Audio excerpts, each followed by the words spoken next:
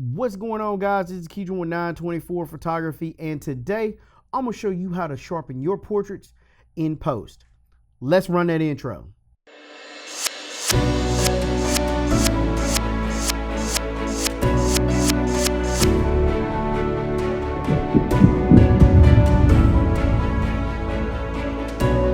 All right, guys, so we're back in Lightroom. I did this edit last night live, and I told the people that I would come back and show them how to sharpen this image. I didn't finish this image yet.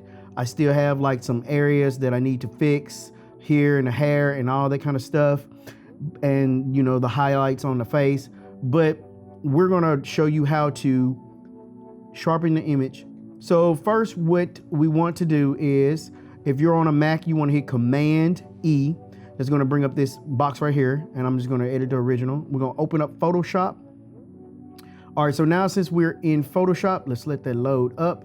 We're going to bring this background layer down to this right here, and we're going to create a new background layer. We're going to do that twice.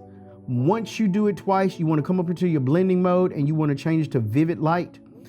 All right, so now we want to group these two together. So to group it, you want to hold Shift and click on the background copy. Once you do that, you want to hit Command G.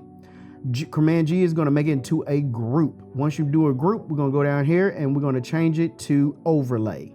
All right, so since we have it on overlay, we're going to bring down our box again, click on this, and we want to invert the mask. So we want to hit Command I. And that's going to invert the mask back to its regular and default look. After we convert it, we want to go to Filter, we want to go to Blur, we want to go to Gaussian Blur. And here, Gaussian Blur, I never go past 5, but this is at 4.2. I think I'm going to bring it down just a little bit. So we're going to bring it down just a little bit, maybe to 3.7, 3.5. I'm going to hit OK on that. And I'm going to show y'all in just a second. I'm going to zoom in. But before we do that, we want to go back up into this group layer. And we want to create a mask. So we're going to click this button right here, this mask button. All right, so we're going to click that mask, and we want to invert this mask because we want to hide the selection. So to invert it, you want to hit Command I, and that's going to make this layer black. All right, so since we have it black, we want to paint with a white brush. These are your swatches over here. You can hit X on your keyboard to go back and forth between the two. And I'll show you that right there. So when black is on top, you're not painting anything. Black is to conceal, white is to reveal. So we're on a black mask, we want to be painting on white. So next thing we want to do is I'm going to zoom in to show you what the sharpening has done. I'm going to turn it on and off. Look at that. But that's a little bit too much, so I'm going to bring down the opacity. So let's bring the opacity down to about 50, 45%. Yeah, that looks about right, 40%. All right, so I turn it on and off to show you what it did. All right, so now we want to invert the mask again. So like I said, Command I, and we want to grab our brush. So we want to paint with white, and we're going to grab a brush. You just B on your keyboard. To make your brush bigger, you just hit the bracket keys, the left and right bracket keys to make it bigger. I am using a Wacom tablet. I encourage anybody to get a Wacom tablet. It'll make your life a lot easier because you're able to get precise. So I'm gonna make my brush a little bit bigger, and I'm going to start painting in, but I'm gonna paint this at 20% opacity. And let's paint in. And I just keep going back and forth.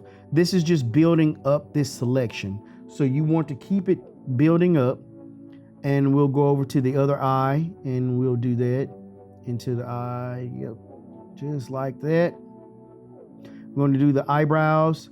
I'm going to do a couple passes over the eyebrows over here to make it kind of sharper. You don't want to go overboard with this because when we're done, we are going to lower the opacity again. And you can go overboard with this, so please do not go overboard. I'm going to do the lips just a little bit, a couple of passes over the lips. And then for the skin, I'm gonna bring the opacity up to I'm gonna bring the opacity down to 10%, and I'm just gonna go over the skin very lightly. You don't want to do too much, you create artifacts. All right, so we got that. Go around the skin just a bit, sharpen it up, add a little texture, contrast. All right, we'll zoom back out, and I'm going to show you what we've done. So we're gonna go 40%. We're gonna do the hair. I'm doing the hair on 40%. Every image is different. So I'm gonna go over the hair. I like the hair to be kind of sharp. Hair is very, very important. And speaking of important, I want to remove that flyaway over there, which I will do later on. But this video is just for sharpening, to help y'all out in the sharpen department. Now this image was already sharp. It seems soft, but once you put it on the sharpening, it seems a little bit soft. I'm going over the jacket at 40% as well. And now I'm gonna zoom back in and turn it on and off to let you see what we've done. Wow, look at that. So without the sharpening, it seemed like it was sharp at first, but I'm gonna bring down the opacity to like 35% because less is more. Remember that, guys, less is more. All right, so we have that. So we wanna highlight all of these, and then you can right click and you can go to flatten layer.